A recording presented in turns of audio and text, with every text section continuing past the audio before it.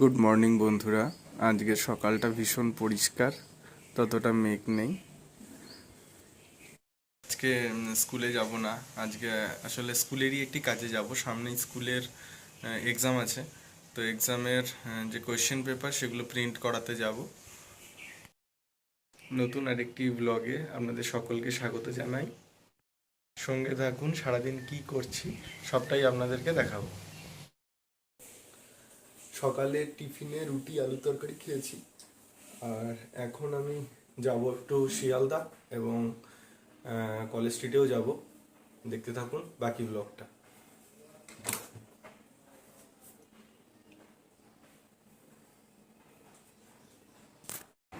প্রথমে গেলাম প্রিন্টের দোকানে, সেখানে প্রিন্টের অর্ডার দিয়ে দিলাম। তারপর সেখান থেকে সোজা চলে আসলাম কলেজ স্ট্রিট।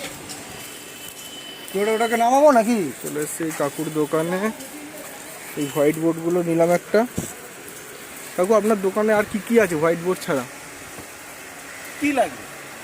মানে বই খাতা তো আপনি রাখেন না, মানে ওই রেজিস্টার ফেজিস্টার এই ধরনের জিনিস আছে না? অ্যাটেন্ডেন্স রেজিস্টার আর বোর্ড ধরনের সমস্ত কিছু, তাই তো? আজ কলেজ স্ট্রিটে যে দোকানটায় গিয়েছিলাম, দোকানটার নাম ইউনিভার্সাল স্টেশনারি এন্টারপ্রাইজেস। দোকানটাতে স্কুল কলেজের সমস্ত স্টেশনারি দ্রব্য আপনারা কিন্তু এখানে পেয়ে যাবেন। 3 ফুট বাই 4 ফুটের একটা বোর্ড নিয়ে নিলাম, হোয়াইট বোর্ড। এখন থেকে এতেই ভিডিও হবে। দোকানটি মহাবোধি সোসাইটি অফ ইন্ডিয়ার ঠিক উল্টো সাইডে, যার address 4A Bankim Chatterjee street. College স্ট্রিটের প্যারামাউন্ট শরবত তো আমরা সবাই খেয়েছি, ওই গলিতেই দোকানটি অবস্থিত। বেশ কয়েকটি দোকান ঘুরে দাম দর করে তবেই আমি এই দোকানে থেকে বোর্ডটা নিলাম। দেখলাম অযথা ভুলভালভাবে দাম বাড়িয়ে কিন্তু একদমই বলেননি। তারপর বোর্ড নিয়ে চলে এলাম শিয়ালদা স্টেশনের কাছে সেই প্রিন্ট আউটের দোকানে। যাওয়ার সময় প্রিন্ট আউটগুলো করতে দেওয়া ছিল, প্রিন্ট আউটগুলো নিয়ে ট্রেন ধরলাম।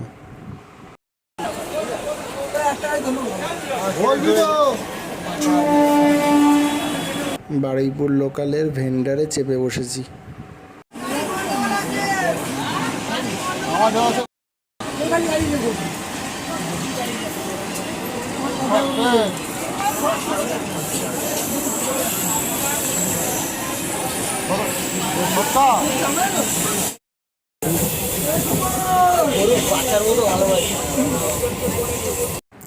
ট্রেন এবার নরেন্দ্রপুর স্টেশনে ঢুকছে, এবার নামতে হবে, তারপর সেখান থেকে বাড়ি। 10-15 মিনিট হলো বাড়ি চলে এসেছি, একটু রেস্ট নিয়ে নিলাম। দেখুন আকাশটা কি ভাল লাগছে না, মেঘলা হয়ে আছে আর হাওয়া দিচ্ছে কি সুন্দর। আজকের সন্ধেবেলা মা সর্ষে ইলিশ করবে কলা পাতায়, পাতুরি নয় কিন্তু। সর্ষে ইলিশ যেমন হয় ওরকমই হবে, কিন্তু সেটা কলা পাতার উপরে হবে। কলা পাতার যে ফ্লেভারটা সেটা যাতে আসে আর কি। তাই একটু কলা পাতা কেটে নেব। কলা পাতা এটা মোচাও হয়েছে। দেখুন কত বড় কলা হয়েছে। না, ভালো কলা পাতা কাটতে হবে। ওয়েদারটা কিন্তু বেশ ভারী সুন্দর, একদম হালকা হালকা বৃষ্টি শুরু হয়েছে। কোন কলা পাতাটা কাটবো সেটাই বুঝে উঠতে পারছিলাম না। ছোট গাছের কলা পাতা কাটবো, এদিকে বড় গাছের পাতাগুলো আবার ছিঁড়ে গেছে হাওয়াতে।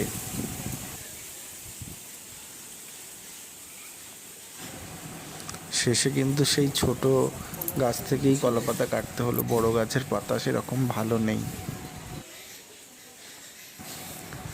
তবে কলা পাতা পুরোটা কাটতে হবে না, ওই কলা পাতার যে ডগার দিকের আগাটা কিছুটা করে কেটে নেব। 2-3টে হলেই হবে, বেশি লাগবে না। চারিদিকটা যেন কি সুন্দর সবুজ, দেখতে কি ভালো লাগে তাই না? ওই যে হালকা বেগুনি রঙের দেখা যাচ্ছে বাড়িটা, ওইটা আমাদের। আমার বাড়ি তো বাইরে থেকে সেরকমভাবে কখনো দেখাইনি।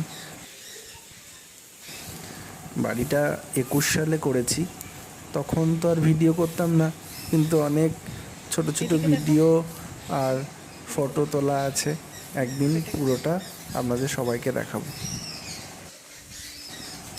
শেষে এই দিকটা দিয়েও একটা পাতা কেটে নিলাম।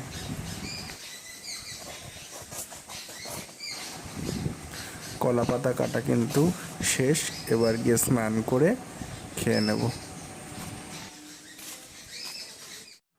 আজকের দুপুরের মেনু, এখানে ডাঁটা কুমড়ো টুমড়ো দিয়ে একটা, চিংড়ি মাছ দিয়ে একটা তরকারি, এটা লাউ চিংড়ি, আর এটা পার্শে মাছের ঝাল।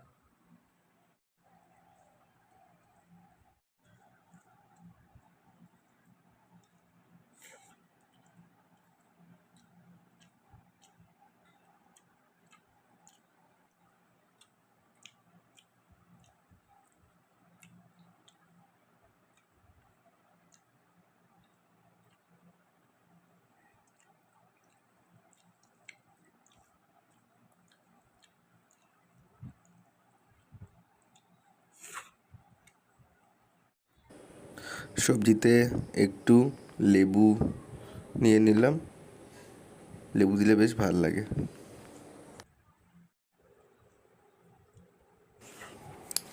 কারা কারা ভাত খাওয়ার সময় প্রতিদিনই কাঁচা লঙ্কা নিয়ে খেতে বসেন অবশ্যই জানাবেন।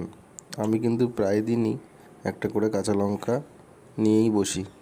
কাঁচা লঙ্কার সাথে খেতে কিন্তু খুব ভাল লাগে।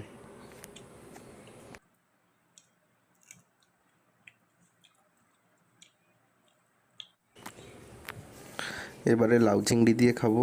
লাউ চিংড়িটা ভালো করে মেখে নিচ্ছি।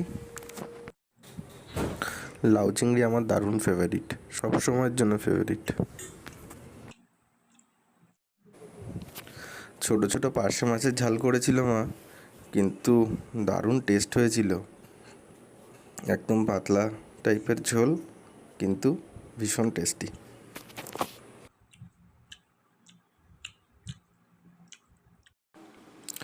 লাঞ্চ কমপ্লিট হয়ে গেল বন্ধুরা। এরপর দেখা হচ্ছে সরাসরি একদম ইলিশের রেসিপি নিয়ে।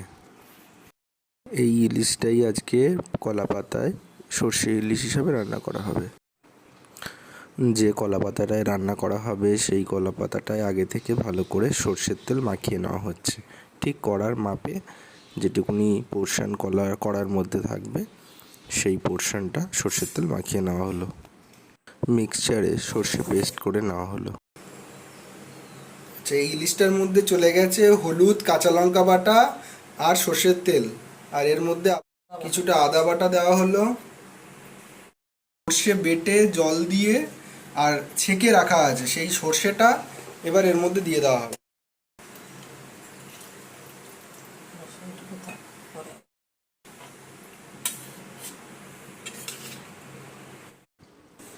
যে কড়াইতে সর্ষে ইলিশ করা হবে তার উপরে কলা পাতাটা রেখে আস্তে আস্তে সবকটা মাছের পিস আর সর্ষেটা দিয়ে দেওয়া হচ্ছে।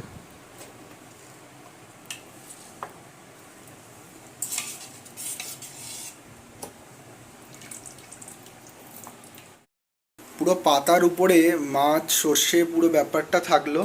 এবার আস্তে আস্তে যত গরম হবে তত পাতাটা বসতে শুরু করবে। একদম এই কড়াইয়ের যে মাপটা আছে না, পুরো একদম কড়াইয়ের মাপে একদম পাতাটা সেট হয়ে যাবে। তখন তো পুরো সর্ষেটা দেওয়া হয়নি, সর্ষের যেটুকুনি পোর্শন বেঁচে ছিল সেই সর্ষেটা এবার কড়াইতে দিয়ে দেওয়া হলো। কড়াটা যত গরম হচ্ছে কলা পাতার সেই চটপটে আওয়াজটা বেরিয়ে আসছে। এবার এটা ঢাকা দিয়ে দেওয়া হবে। প্রথমে হাই ভলিউমে কিছুক্ষণ রান্নাটা হবে, তারপরে ফুটতে শুরু করলে তারপরে ভলিউমটা লো করে দিয়ে বেশ খানিকক্ষণ হতে থাকবে। বন্ধুরা তোমরা এবার দেখতে পাবে কলা পাতাটা কেমন সেট হয়ে গেছে, যেমনটা আমি আগেই বলেছিলাম।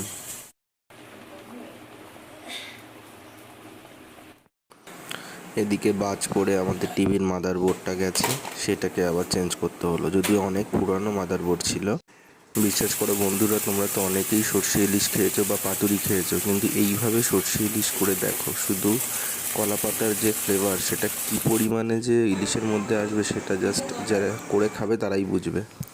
রাতে আর অন্য কিছু খাবো না, একদম ধোঁয়া ওঠা গরম ভাত আর সাথে ইলিশ, এই কম্বিনেশন লেভেলটাই আলাদা। সর্ষে ইলিশ থেকে একদম তেলটা ছেড়ে দিয়েছে, একদম উপরে ভেসে আছে, আর একদম দেখলেই বোঝা যাচ্ছে। আর বন্ধুরা, কী যে টেস্ট হয়েছিল জাস্ট বলে বোঝানো যাবে না। একটা মানে ঝাঁঝালো সর্ষের গন্ধ নাকে এসে লাগছে, আর তার সাথে একদম সেই কলা পাতার যে টেস্ট সেটা একদম ভরপুর।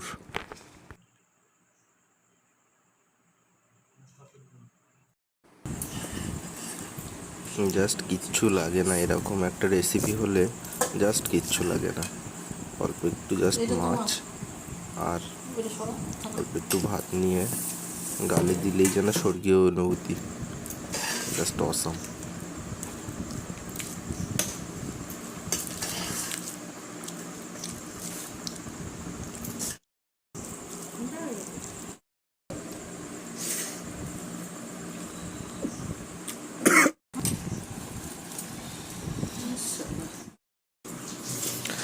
বন্ধুরা, তোমাদেরকে অবশ্যই এটি ট্রাই করতে হবে, না হলে কিন্তু এর সাথে ভাগ হবে না। ব্লগটা কেমন লাগলো অবশ্যই জানাবেন, আর যদি ব্লগটা ভালো লেগে থাকে তাহলে অবশ্যই একটা লাইক করে দেবেন, চ্যানেলটা সাবস্ক্রাইব করতে ভুলবেন না।